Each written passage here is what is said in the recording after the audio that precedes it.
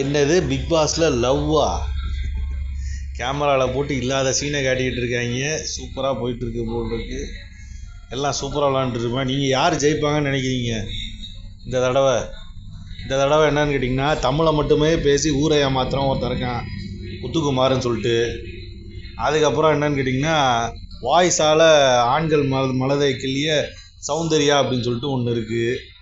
அதுக்கப்புறம் என்னன்னு கேட்டிங்கன்னா தமிழக மக்கள் அதிகமாக நேசிக்கிற ரஞ்சித் அப்படின்னு சொல்லிட்டு ஒருத்தர் இருக்கார்.